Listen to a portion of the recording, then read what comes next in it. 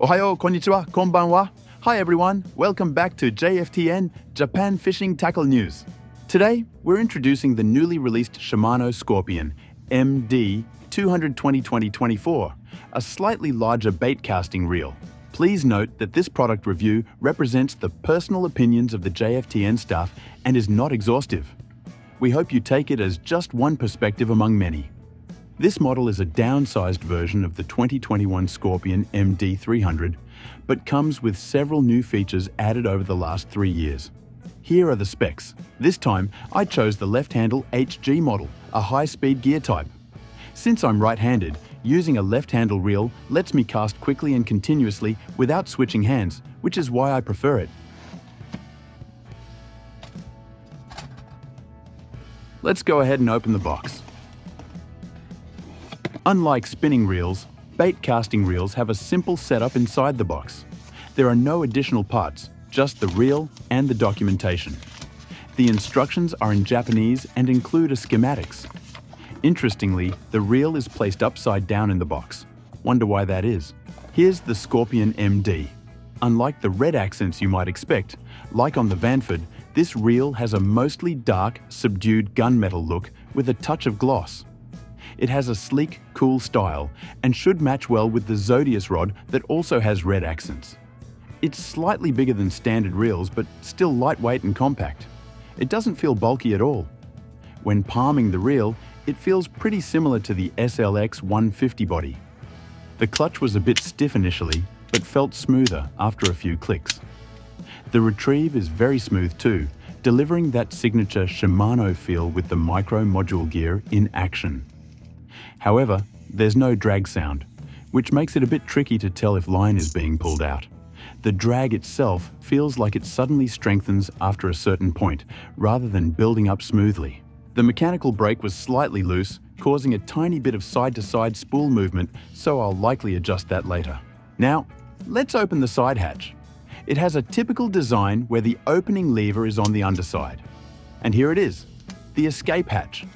The Scorpion MD uses the SVS braking system, so being able to open the hatch for adjustments is a real plus. The older Scorpion MD 300 had a fully removable cover, which was easy to drop during adjustments. Back then, I ended up buying the Tatula TW 300 as a competitor because of that. Personally, I think the escape hatch is essential for SVS systems. Inside, we have the Magnum Light Spool 3. It's incredibly light for a spool with a shaft. Although there aren't too many holes for weight reduction, it's still very lightweight. Here's the SVS brake system, which you adjust with 4 tabs. The tabs are in the down position, which means all 4 brakes are on. You can set the brakes by combining the tabs with an external dial that goes from 1 to 6. Let's weigh the spool.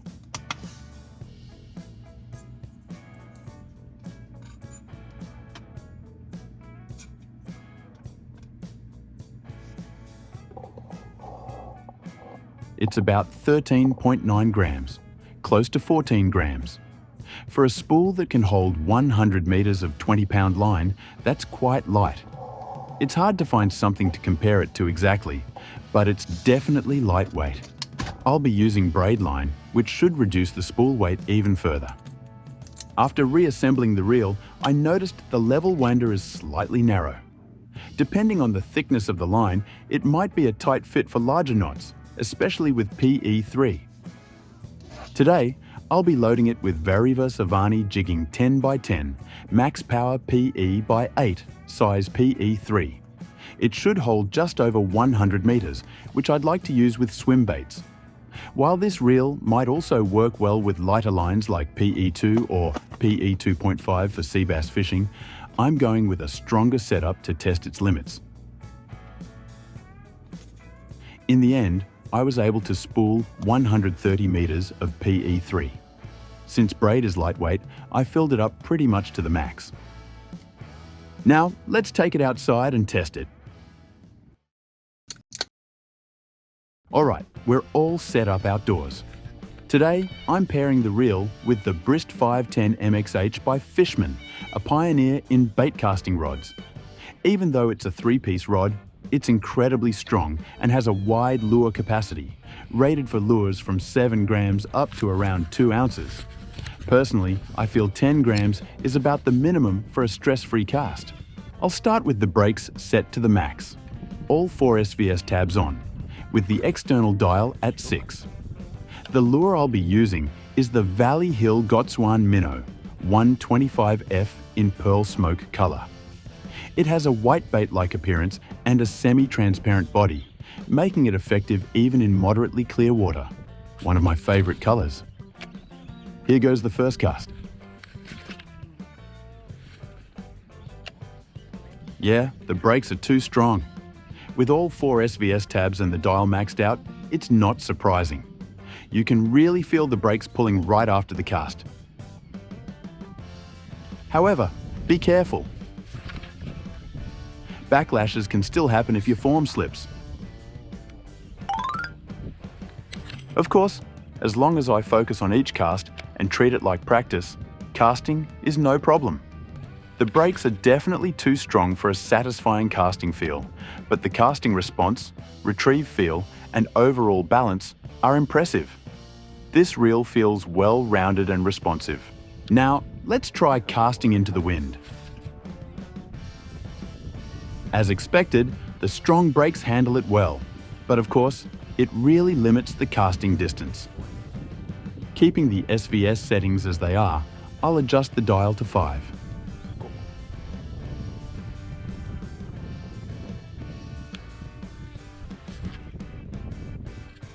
The feeling is similar, still very strong braking. There's definitely a tight, restricted sensation. Let's keep going and set the dial to 4.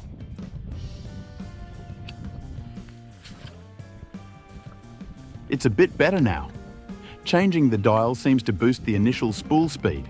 It feels like I gained an extra meter or 2 of distance with this 2-step adjustment. But the brakes are still strong, so let's move on. Next, setting the dial to 3.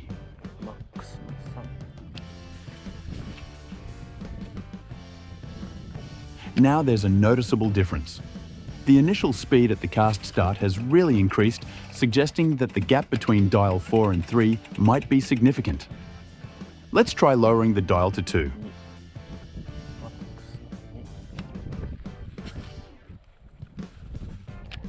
Alright, the casting distance has visibly increased and the spool's early rotation feels faster. However, with all the SVS brakes still on, it doesn't fully extend in the second half of the cast. Still, this setting might be ideal for pinpoint casting to nearby spots, like from a boat. Even with all SVS tabs engaged, I'm getting enough distance. Finally, I'll leave the SVS on max and drop the dial to 1.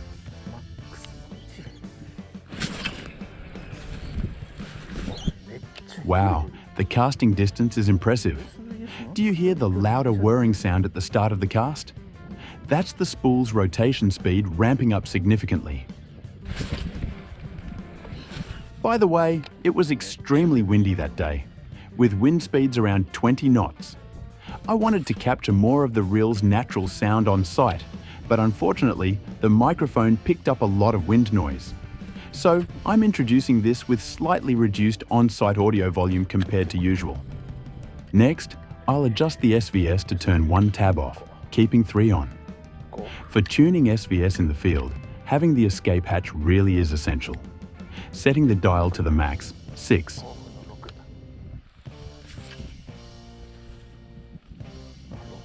With just 1 SVS tab off, it still feels quite strong at 6. Almost no difference from having all 4 on.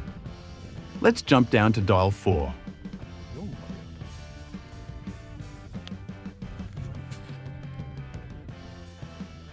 It's similar to before, adding around 1 to 2 meters of distance. There's still a bit of a restricted feel though. Now, I'll drop it to 2.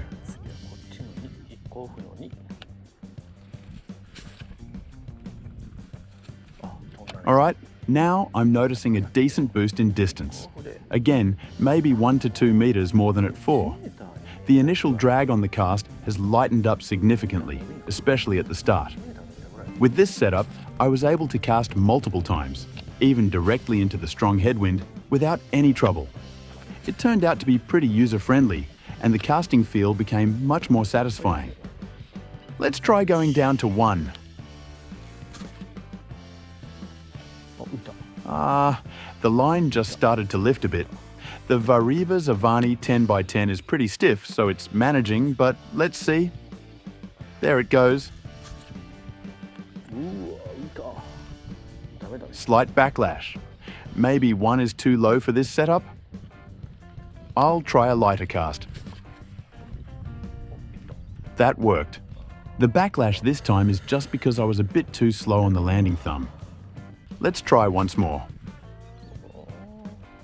Yes, it cast cleanly this time. I was a bit slow on the splashdown thumb again.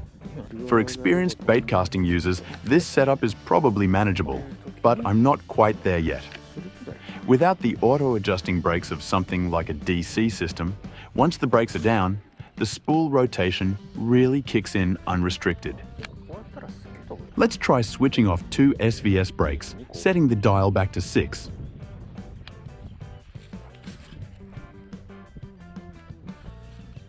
Feels good? There's a noticeable improvement, with less of that stuck feeling overall. Even on dial 6, casting has become pretty smooth. But of course, if you delay the landing thumb control, here's what happens. It feels like the cast extends more in the latter half of the motion, and personally, I prefer the casting feel with 2 SVS brakes off. I'll now drop the dial directly to 4 with the 2 brakes off.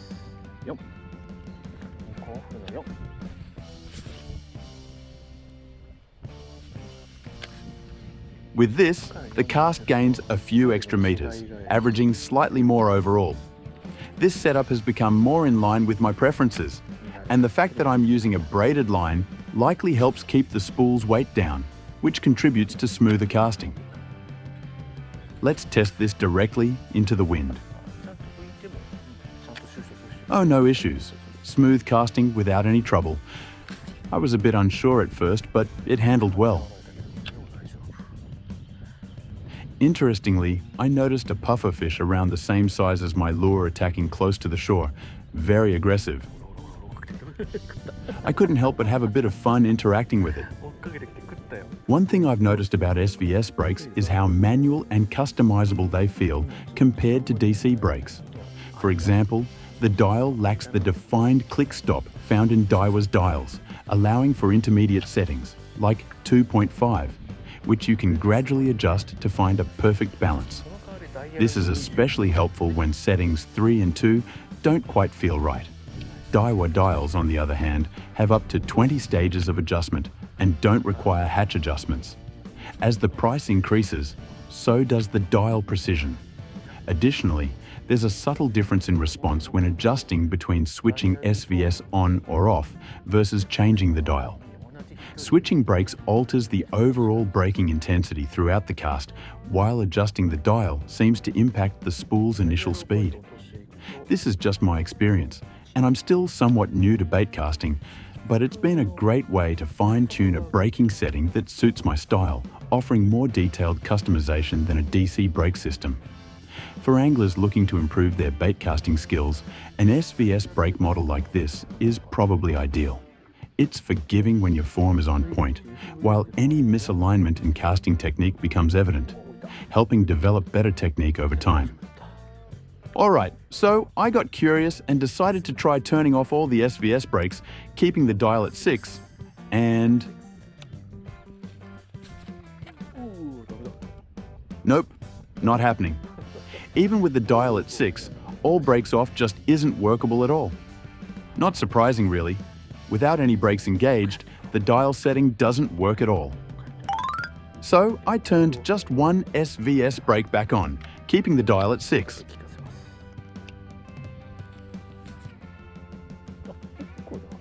And wow, what a difference just one brake makes. Casting is manageable now. It feels like the main braking power comes from the SVS settings, while the dial allows for fine tuning. Still, this setup feels a bit unstable to me. The casting distance is definitely good, but for my skill level, it might be pushing things a bit too far. I then tried lowering the dial to 4.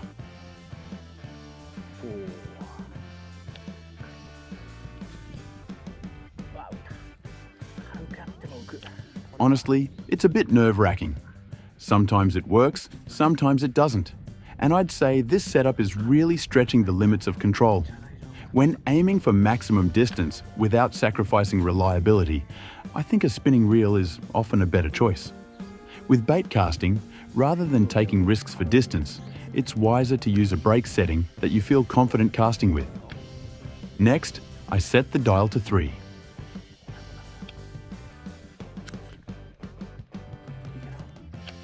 This configuration, one SVS brake on, might work for more experienced anglers, but I definitely wouldn't recommend it for someone at my level. It's just too risky. Dropping down to 2.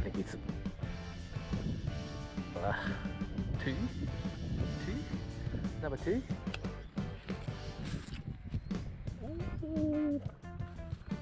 Wow. I could manage to cast, but it's still nerve-wracking, as there's always the worry of a messy backlash at any moment. So, I went back to having 2 SVS brakes on and set the dial to 3. This feels like the best balance for me. It's the setup where I enjoy using this reel the most. It offers a good mix of control and casting distance, and I feel comfortable casting without worrying too much about backlash. Here, I'm testing how changing the brake dial and toggling the SVS brakes impacts casting. First, I set all 4 brakes on and the dial at 6 to get a baseline feel. SVS brake works. This is 4 and 6. 4 SVS. Yeah. It's not even going. Then, I turned off 2 SVS brakes and kept the dial at 6. 2 SVS, 6.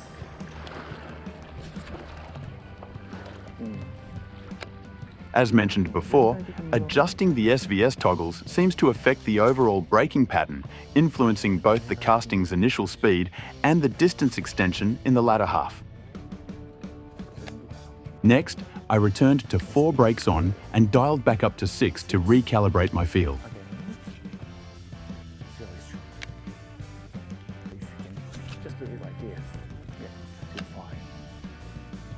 Then, lowered the dial to 3 while keeping all 4 brakes engaged.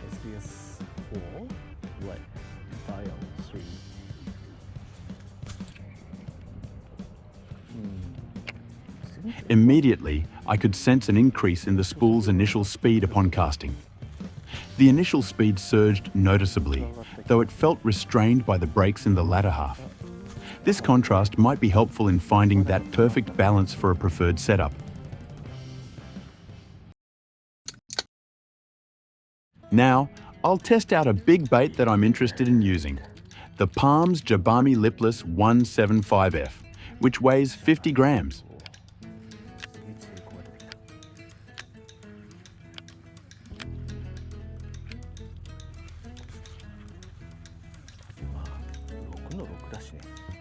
It casts better than I expected. Thanks to the rod's strong power and solid rebound, it feels very easy to cast overall. However, I noticed that the HG gear reel's speed doesn't quite match the lure's swimming action. Normally with swim baits, you want to create a side-to-side sliding motion with jerks, but with this reel, it doesn't really work that way. The lure itself isn't designed for big side-to-side slides, so to get it moving even a bit in that way, I have to retrieve it at a slightly slower, half-pitch speed. I feel that an XG model reel might be better for this. Still, the Jabami has a very stable flight path, likely casting farther than a jointed swim bait would. It seems like a great choice for situations where distance is important, but large actions in the water aren't needed. Now, let's take on a bit of a challenge and try a diving pencil lure, the Maria Rapido 130F.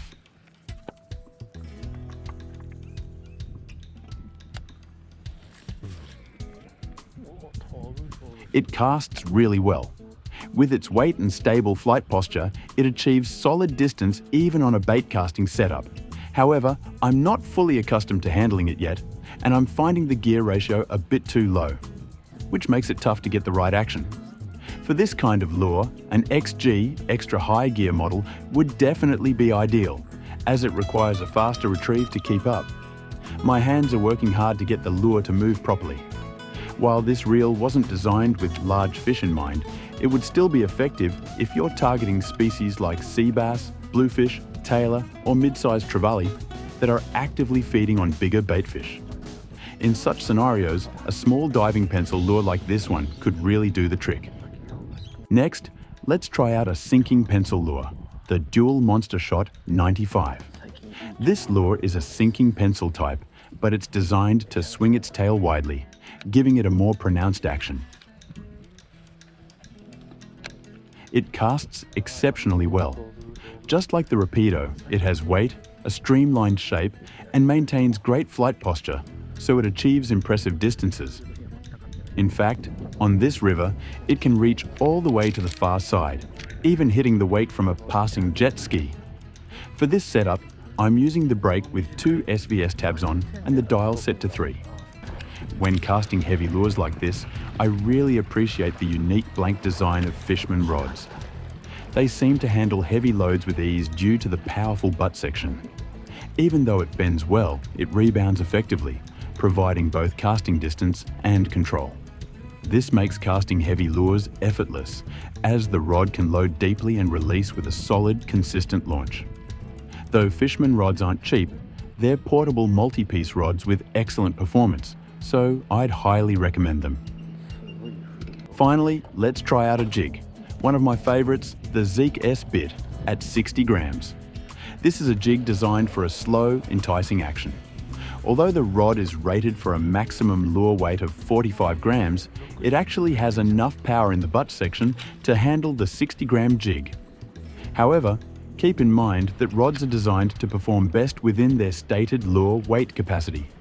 So, if you choose to cast outside the recommended weight, it's at your own risk. We can't guarantee performance, nor do we recommend using lures over the specified limit, and we can't offer support if any issues occur due to using non-spec weights. Please keep this in mind. Back to the jig. For shore jigging, a 5 feet 10 inch rod does feel a bit short. However, the reel's performance still feels solid, and overall, it's working well. The casting is stable, though I've had a few line troubles here and there. Most of these occur when I lose control mid-cast and fail to thumb the spool right before splashdown. This reel is smooth and performs well in actual fishing as long as you manage the splashdown timing. Here, let's try a no-thumb cast and see how it goes. I set the SVS with 4 brakes on and dialed up to 6.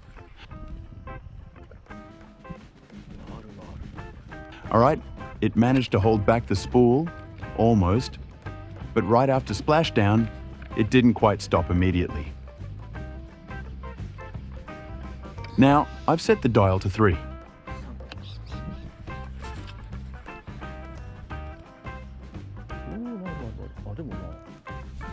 Alright, there was a tiny bit of lift, but it's still holding up. Watching this makes me a bit nervous though. Now, let's test it with the dial set to 1. Even with all 4 SVS brakes on, I'm not sure this will hold up. Aha, it didn't work. The spool kept spinning even after it hit the water, leading to a backlash. With DC brakes, I think they sense the tension on the line as it hits the water and adjust the braking accordingly. But SVS brakes don't have that kind of control. The spool just keeps spinning post-landing. Probably, even with the dial set to 6, you'd eventually get a landing backlash if you kept fishing without thumbing the spool. In short, for SVS reels, at the very least, remember to thumb the spool as it hits the water to prevent backlash. Conclusion. The SHIMANO Scorpion MD 200/2024 is a lightweight and easy to handle reel. Overall, it feels like the SVS brakes have become much easier to use now that they've been upgraded to SVS Infinity. The reeling also has that traditional Shimano smoothness, giving it a light and intuitive feel. I noticed a similar improvement with the SLX DC XT. But here, the response from the Magnum Light Spool version 3 seems especially refined. It doesn't just feel lighter, there's a sense of improved balance during rotation, which I believe adds to the reel's responsiveness. In terms of brake adjustments, it's quite manual, but the settings allow for fine-tuning, making this reel ideal for experienced anglers who want to customize their setup precisely. The reel's overall responsiveness, from casting to reeling, is very straightforward, meaning once you dial in the perfect settings, it performs exceptionally well and becomes a highly user-friendly reel. Personally, in this price range, I found it easier to use compared to Daiwa's shaft-equipped reels. Of course, that's just my experience as a slightly seasoned baitcasting user. And surprise announcement during editing! A new Scorpion MD 300 is set to be released in December 2024. It's going to have a core solid body, so it's expected to offer enhanced durability and smoother reeling. Definitely an exciting release. I'm curious if it will include the escape hatch feature. Also, Daiwa is rolling out the new Tatula SVTW 2025 in December 2024, a bit earlier than expected. If they release medium to large sizes with boost brake, a comparison would be really interesting. I've found boost brake reels have incredible trouble-free performance. If you'd like a review of the upcoming Scorpion MD 300 or Tatula SVTW 2025, let me know in the comments. As you may know, Shimano also offers a DC brake system, a computer-controlled braking system. For those who aren't very experienced with bait casting and want a trouble-free fishing experience, DC brakes offer a level of reassurance. They appear to sense the spool's rotation and the line's speed, gradually increasing the brake force in the later part of the cast and immediately stopping the spool upon landing. This results in a noticeable reduction in casting issues. On the other hand, the SVS system is a mechanical brake, so even if you increase the brake strength, there's still a chance of backlash if the cast isn't well executed. As I mentioned earlier, I think SVS is ideal for practicing bait casting techniques. But if you're new to it and want an enjoyable experience without the worry of backlashes, models like the Scorpion DC or SLX DC XT, which have DC brakes, could make your time on the water much smoother. I've also heard people say that DC brakes are better for long casting without issues, but personally, especially when using braided line, I sometimes feel that even on the lowest brake setting, DC brakes don't fully disengage. If your casting form is solid, I think you can find settings on the SVS Infinity brakes that allow for longer casts. Just one thing that's hard to resist, the sound of a DC cast. It's so cool that sometimes I just want to cast with a DC reel just to hear it. How did you enjoy today's video? Staying true to our slogan, one step closer to your dream fish, our goal is to make your fishing experiences richer by providing tackle reviews, updates from Japan's domestic fishing industry, and helpful insights. If you enjoyed this video even a little, please consider giving it a thumbs up or subscribing to our channel. It's a huge encouragement for us as we continue making more content. If there's a particular tackle you'd like to see reviewed or a type of fishing that has caught your interest, let us know in the comments. While we may not be able to respond to every request, we carefully read each one and give them serious consideration. Thank you for watching.